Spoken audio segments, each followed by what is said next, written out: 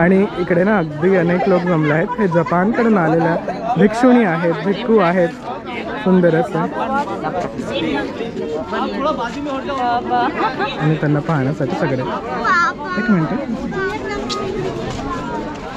इथे मी ठेवली होती चप्पल कारण सुपाकडे नाही घेऊन जाऊ शकत. आपण इथले सगळं पाहिलं. आता पण जाऊया पटकन. हा छोटा स्तूपच आहे.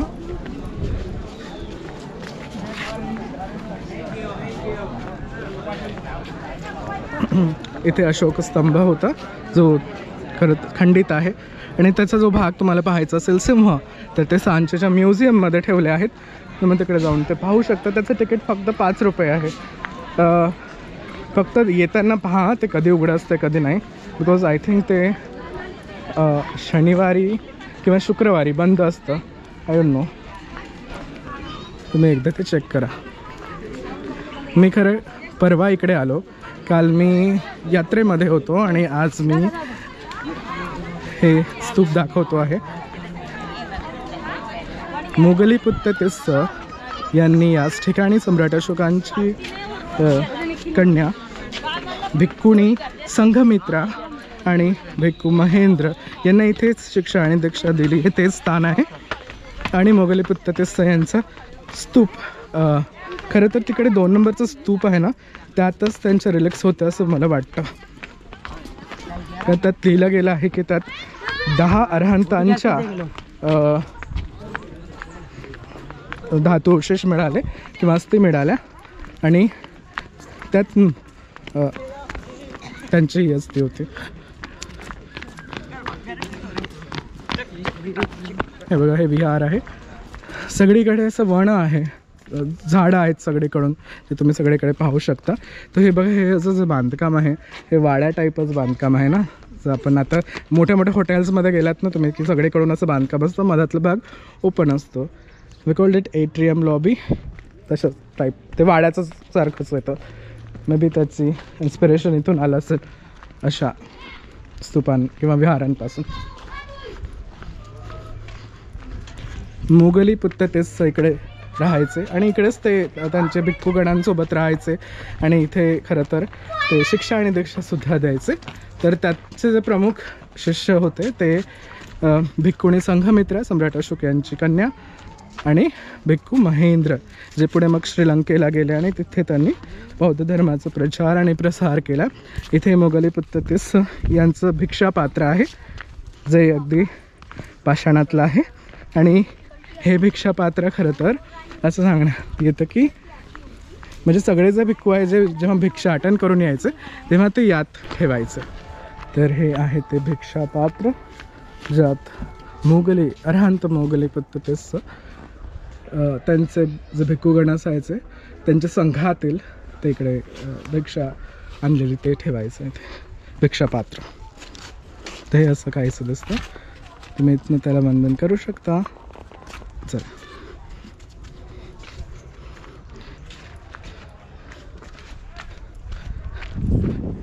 छान आहे. यांनी अगदी पायऱ्या केल्या आहेत ज्या अगदी तुम्हाला सगळ्या ठिकाणी जायचं असेल तर तुम्ही यावरून जाऊ शकता. पाय खराब होणार नाही.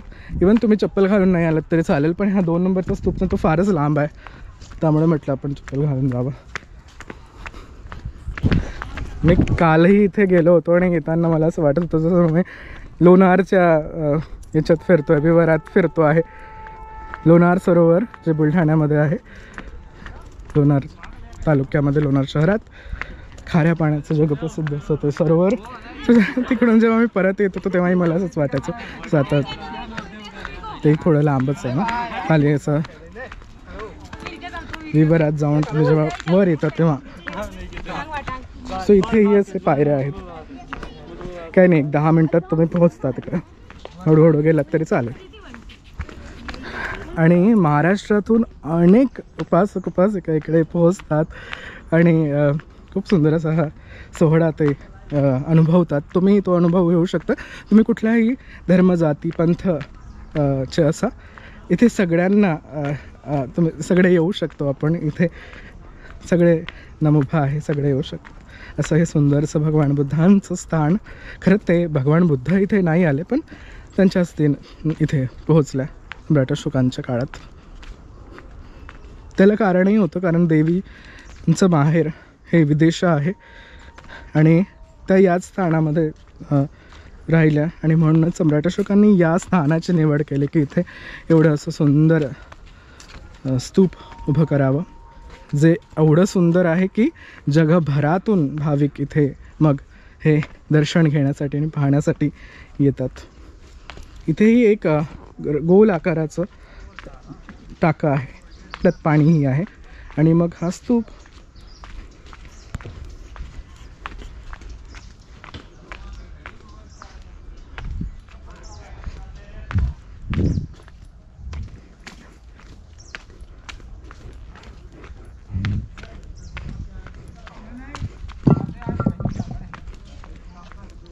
इथे मोगली पुत्रतेस यांच्या अस्थी होत्या बहुतेक. पण मला सांगा, तुम्हाला माहीत असेल तर, कारण या 10 अरहंतांच्या अस्थी यातून ब्रिटिशांना प्राप्त झाल्या होत्या. हे तलावसारखंच वाटतं पण हे टाकं आहे. नमस्ते. मैं आज भी रिकॉर्डिंग ही कर रहा हूँ.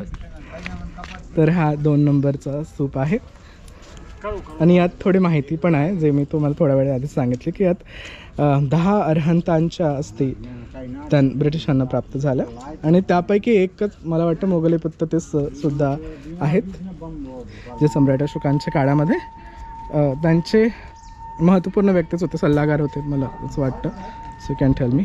याला एंट्रन्स आहे, स्तूपाच्या वर छत्र नाही आहे आणि याला तोरणद्वारही नाही आहेत, पण यावर खूप सुंदर असे नक्षीकाम आहे. वेदिकापट्टीवर लिहिलंसुद्धा आहे आणि ह्या महामाया देवी आहेत, भगवान बुद्धांच्या आई. त्यांचं शिल्प आहे बघा किती सुंदर. इथेही वर बहुतेक त्यांचंच शिल्प आहे. याची जी वेदिकापट्टी आहे यावर खूप सुंदर सुंदर शिल्प त्यांनी दाखवले आहेत. इथेही एक आहे, मी तुम्हाला ते बाहेरनंही दाखवतो आणि आतनंही. इथेही महामाया देवी आहेत, त्यांचं शिल्प आहे. त्यांच्या बाजूला आणखी 2 देवी आहेत, त्या त्यांनी हात जोडले आहेत तशी मुद्रा आहे ती. इथे हत्ती आहे, त्यावरून खरं ह्या गोष्टीच आहेत पण त्या आपल्याला नाही कळत. त्यानंतर इथे वर बोधिवृक्ष आहे आणि बोधिवृक्षाच्या वर छत्र आहे, त्या जे देवी देवता आहे किंवा यांना आपण काय म्हणतो, आणि वेगवेगळे काहीतरी नाव आहे त्यांचं, जे माला घेऊन, फुलांच्या माळा घेऊन पूजा करण्यासाठी येत आहेत. वर हे धम्मचक्र आहे, ज्याची पूजा करत आहेत, ज्याला नमस्कार करताना दाखवले आहेत उपास. ओके, आता इथे परत महामाया, इथे बऱ्याच महामाया देवींचे शिल्प आहे, ते मी तुम्हाला दाखवतो पटापट. हे एक शिल्प तिकडेही आहे महास्तूपावर, हे मला वाटतं सम्राट अशोकांचं शिल्प आहे. त्यानंतर इथे हत्तीवाला आहे. जे महत्त्वाचं वाटेल ते मी तुम्हाला पटकन दाखवतो. हे त्रिरत्न आहेत, बुद्ध धम्म संघ यांचं प्रतीक त्रिरत्न. सुंदरसं हे पुष्प, हे याचं पुष्प. हा घोडा आहे बहुतेक, हत्ती आहे. इथेही हा खूप वेगळाच प्राणी वाटतो ना मला, शरीर वेगळं असं वाटतं. हेही पहा, इथे हत्ती. परत इथे दाखवलं आहे हे एक शिंगा असलेला घोडा आहे, तो एक शिंग असलेला घोडा. आणि हा स्तूप, त्याच्यावर पटकन एक प्रदक्षिणा आपण घालूया.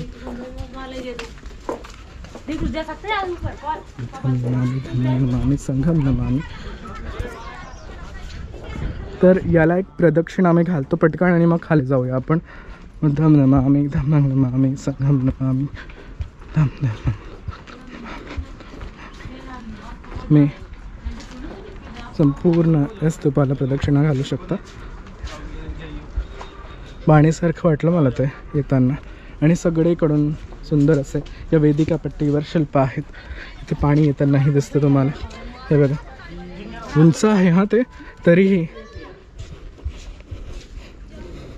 चला, वंदन करा परत एकदा.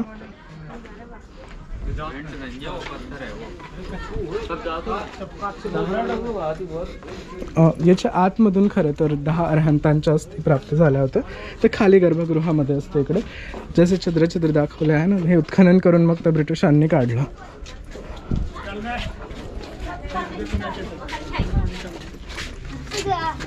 तर या स्तूपालाही पूर्व पश्चिम उत्तर दक्षिण असे 4 द्वार आहेत आणि त्या द्वारांवर बाहेर आणि आत असं सुंदर शिल्प आहे. जसे इथे ना खूप सुंदर असं शिल्प, म्हणजे हा खरं तर स्तूप आहे, त्याचं शिल्प आहे. दुपारी खूप सुंदर दिसतं कारण इथे उजेड पडतो. इथे महामाया देवींचं हे शिल्प आहे बघा.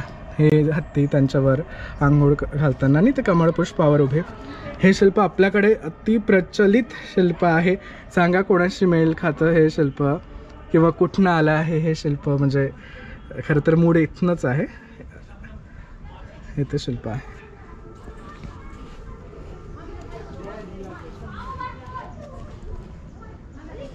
म्हणजे खरं तर मूळ महामाया देवींचं शिल्प आहे ते.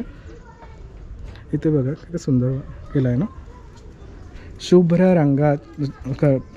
याला सँडस्टोन म्हणतात का कॅन्टन. हे बघा इथे आले हे. आणि हे आजपासून सुमारे 1,500 ते 2,000 वर्ष जुनं बांधकाम आहे, आत्ताचं नाही आहे.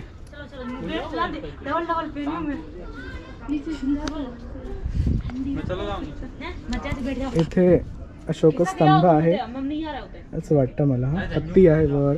त्यानंतर हे धम्मचक्र आहे, त्याला आपण पुढे मग अशोक चक्रही म्हणतो, ज्याची पूजा करताना किंवा ज्याला नमस्कार करताना दाखवले आहेत. इथेही आहे पण ते असं उजेडात दिसणार नाही. इकडे परत महामाया देवी आहेत, त्यांचं अगदी सुंदर असं स्वप्नशिल्प जे खूप प्रचलित असं शिल्प आहे, ज्या कमळपुष्पावर विराजमान आहेत आणि दोन्ही भागामध्ये मग सुंदर असे हत्ती आहेत. इथेही स्तूपाचा आकार दिसतो, त्याला माळा दिसतात फुलांच्या. इथेही पुष्प आहे. तर हे महामाया देवींचं शिल्प आहे. नमस्कार करा त्यांना. या भागात आणखी काही शिल्प आहेत का? देवींचे शिल्प आहे. इथं बरेच शिल्प आहे खरं तर. इकडे मी असं एक दाखवत बसणार तर अगदी हा दिवस चालला जाईल माझा. दिवसच काय, मी अगदी 2-3 दिवस इकडेच राहू शकतो आहे. तर सांचीच्या स्तूपाला भेट देण्यासाठी आणि इथे जे तर स्तूप आहे ते भेट देण्यासाठी अनेक जे उपासक आहेत ते येतात. नमबुद्ध आहे, जय भीम. आणि हे गुणा सेवना, गुणा इथनं जवळ एक शहर आहे, तिथनं आले आहेत. गुणा MP. हां, मध्य प्रदेशातलंच. मी मराठीमध्ये सांगतोय. धन्यवाद. चला, कैसे लगा आपको स्तूप? हर बार आते हैं आप यात्रा में? बहुत सी बार आते हैं हम तो हैं, और अपना दर्शनीय स्थान है, काफी देखने लायक है, जो कि महत्वपूर्ण बुद्धिस्ट चीजों से जुड़ा हुआ है. इसके बाद में सम्राट अशोक है, सम्राट अशोक से भी जुड़ा हुआ है. असं है ऐतिहासिक स्थान. सम्राट अशोकांनी एक चीज और आपके लिए मैं बता रहा हूँ. इधर सम्राट अशोक द्वारा जो कि बुद्ध विद्यालय बन चुका है, जो कि पता है मुझे. इथे एक आंतरराष्ट्रीय विद्यालय, बुद्ध विद्यालय नाला, आई थिंक त्याचं नावच सांची विद्यालय आहे. बहुत बड़ा. तो इधर भी आदमी पढ़ाई कर सकते हैं भविष्य में आने वाले समय में. जो आजकल इंडिया के लोग विदेश जा रहे हैं, तो विदेश के लोग इंडिया आएंगे पढ़ने के लिए. पुराण काळामध्ये खरं असं व्हायचं. धन्यवाद. की आपले जे विद्यार्थी आहे, म्हणजे दुसऱ्या देशातले जे विद्यार्थी आहेत ते आपल्याकडे नालंदा, तक्षशिला, विक्रमशिला आणि वेगवेगळे असे महत्त्वपूर्ण विद्यालय आपल्याकडे होते. तिकडे शिक्षा आणि दीक्षा घेण्यासाठी यायचे आणि हे सगळे भिक्खूगण त्यांना अगदी दीक्षित करायचे, शिकवायचे. इथेही महामाया देवींचं शिल्प आहे. या स्तूपावर बरेच महामाया देवींचे शिल्प आहे. त्याचबरोबर इथे एक शिल्प आहे ज्यांचं धड जे आहे ते घोड्याचं आहे आणि त्यांनी एका स्त्रीला कमरेवर घेतलं आहे. काय असावं ना, याचा अर्थ नाही माहिती. खरं ही भाषा ही आपल्याला समजत नाही, पण खूप सुंदर आहे. म्हणजे काही आत्तासारखे अवजारं किंवा वस्तू नव्हत्या पुराण काळामध्ये की ते लगेच बनवतील. याला बनवण्यासाठी कितीतरी वर्ष लागले, कितीतरी श्रम त्यांना घ्यावे लागले. आणि त्यानंतर हे असं उभं आहे ते सुंदर आहे. ते आहे का परत हे त्रिरत्न आहे, धम्मचक्र आहे, हे त्याचं शिल्प आहे. सुंदर. इकडे काही आहे का? तसं बाहेर नाही, तुम्ही पाहू शकता. सकाळी ना इथे थोड्या ठिकाणी उजेड आहे, अंधार आहे, त्यामुळे मग काही भाग तुम्ही पहा त्याच्यावर ते क्लिअर दिसतात आणि मग काही भागांमध्ये अंधार असल्यामुळे ते तुम्हाला जवळून जाऊन पाहावे लागतात. आय डोंट नो कॅमेऱ्यामध्ये ते दिसतील की नाही, पण ते मी दाखवण्याचा प्रयत्न तरी करतो आहे तुम्हाला. सांचीच्या स्तूपाला महाराष्ट्रभरच नाही तर भारतभरातून लोक पाहण्यासाठी येतात. तसे आता ते दादा भेटले होते, ते सुद्धा गुनामधून आले होते. हे बघा, यावर अनेक तत्कालीन प्राण्यांचे हे शिल्प आहे. जसं की इथे हे बैल आहेत, तेही तेव्हापासूनच पूजनीय असावेत ना. फूल आहेत वेगवेगळ्या प्रकारचे. हे नाग देवता किंवा नाग आहेत. मी थोडं बाजूला होतो. हे बघा, हे हत्ती आहेत आणि मग असे सुंदर असे शिल्प आहे. पण हे सगळे जे भाग आहेत ते पूजनीयच आहे. हे बघा, सुंदर ना. काय स्टोरी असणार ना ही. तुम्हाला जर यावरच्या काही स्टोरीज माहिती असणार तर तुम्ही ते मला कमेंट बॉक्समध्ये नक्की सांगा. कमेंट करून सांगा तुम्हाला काय काय माहिती आहे, कुठल्या गोष्टी. हेही असं छापसारखं सुंदरसं त्यांनी केलं आहे. आणि मग हे विचार करा की एक एक गोष्ट त्यांनी बनवायला किती टाईम लागला असेल ना. एक एक गोष्ट इथे ते जे त्यांनी बनवली आहे. आणि या दगडांचीही कमालच आहे ना की त्यांनी एवढ्या वर्ष हे सगळं आपल्यासाठी सांभाळून ठेवलं. यात खरं तर आपल्याला ब्रिटिशांनाही थोडं श्रेय द्यायलाच हवं की त्यांनी हे उत्खनन करून पुन्हा पुनरुज्जीवित केलं आपल्या सगळ्यांसाठी. आपलाच इतिहास जे आपण विस्मरणातूनच निघून गेला होता आपला, तो त्यांनी आपल्याला परत आणून दिला. सो खरं तर मी सांचीच्या स्तूपाला येणार आणि सरांनी कमेंट केला होता, मौर्य सर आहेत माझ्यासोबत. सांचीमध्ये उत्सव आहे आणि मौर्य सर नेहमी माझ्या व्हिडिओवर कमेंट करतात. हे मौर्य सर आहे. नमो बुद्धाय सर, जय भीम. नमो बुद्धाय, जय नमस्कार. मौर्य सर, सबसे पहले तो आपकी पहचान बताइए. मेरा नाम जगन्नाथ जाटव है और मैं शिवपुरी जिले का हूँ. ग्वालियर संभाग का जिला है. 1990 में मैं मंत्रालय में पोस्टिंग हुई थी, स्टेनोग्राफर. अच्छा. तो प्रेजेंट में मैं मंत्रालय में ही हूँ, सचिवालय जो मंत्रालय है मध्य प्रदेश का. और वर्तमान में मैं क्लास 1 ऑफिसर हूँ, अंडर सेक्रेटरी के लेवल पर काम कर रहा हूँ. और यहाँ मैं अक्सर आता हूँ. जब से मेरे को अवेयरनेस आई है तो मेरे को बहुत साल हो गए और कोशिश करता हूँ जी मेला तो मैं जरूरी और आप ही की कमेंट थी शायद, तो मैं सोचा कि चलिए चलते हैं. यस मैंने कहा था कि रिसेंटली वो उसका वो होने वाला है. मेले की डेट फिक्स हो गई है. हाँ, मुझे पता था मेला लगता है, पर ये नहीं पता था कब लगता है. तो sir, you are first time आ रहे हैं क्या? नहीं, मैं सेकंड टाइम. Very nice. पहले मैं आया था, बहुत पहले आया था. मी खरं तर मराठीमध्येच व्हिडिओ बनवतो आणि सरांच्या खूपशा कमेंट खुशी. दीपक सर से मैं थैंक यू मौर्य सर, हर एक वीडियो देखता हूँ और आज मैंने अचानक ही मुलाकात हो गई. सच्ची बात, मला माहितीच नव्हतं, सरांनीच ओळखलं. बहुत I am happy to meet mister Deepak sir. Thank you very much. God bless you. नमो बुद्धाय, जय भीम. जय भीम बुद्धाय सर. Thank you sir. तर आपण सांचीतील स्तूप क्रमांक 2चे संपूर्ण दर्शन केले. या स्तूप क्रमांक 2च्या वेदिका पट्टीवर अगदी सुंदर सुंदर असे शिल्प आहे. काही शिल्प तर असे ग्रीक पद्धतीचे सुद्धा तुम्हाला पाहायला मिळतील. त्याचबरोबर या वेदिका पट्टींवर भगवान बुद्धांच्या आई माता महामाया देवींचे सुद्धा अगदी सुंदर असे शिल्प आहे. तर तुम्ही जेव्हा सांचीमध्ये याल तेव्हा हे सगळं तुम्ही नक्की पहा. आणि महत्त्वाचं म्हणजे या स्तूपामधून 10 अरहंतांचे धातुअवशेष अर्थात अस्थी प्राप्त झाल्या होत्या. आणि त्यातीलच एक म्हणजे सम्राट अशोक यांच्या काळातील प्रसिद्ध धर्मगुरू मोगलीपुत्ततीस, अर्थात त्यांचं नाव प्रसिद्ध याच्यामुळेही आहे की तिसरे धम्मसंगतीमध्ये ते अध्यक्ष होते, तिसऱ्या धम्मसंगतीचे. आणि मेन म्हणजे सम्राट अशोक यांचे पुत्र भिक्खू महेंद्र आणि भिक्खुणी संघमित्रा यांचे मोगलीपुत्ततीस हे गुरुसुद्धा होते. आणि त्यांचं आपण अगदी सुंदर असं विहार पाहिलं, भिक्षापात्र पाहिलं आणि हा त्यांचा स्तूप असेल. संपूर्ण सांची दर्शनाचा हा दुसरा भाग कसा वाटला हे मला नक्की सांगा. हा व्हिडिओ जर तुम्हाला आवडला असेल तर या व्हिडिओला लाईक करा, शेअर करा, कमेंट करा आणि या यूट्यूब चॅनलला सबस्क्राईब करायला विसरू नका. आपण भेटूया लवकरच संपूर्ण सांची दर्शनाच्या 3ऱ्या भागामध्ये. तोपर्यंत thank you very much for watching this video. Bye bye, take care. नमो बुद्धाय, जय भीम.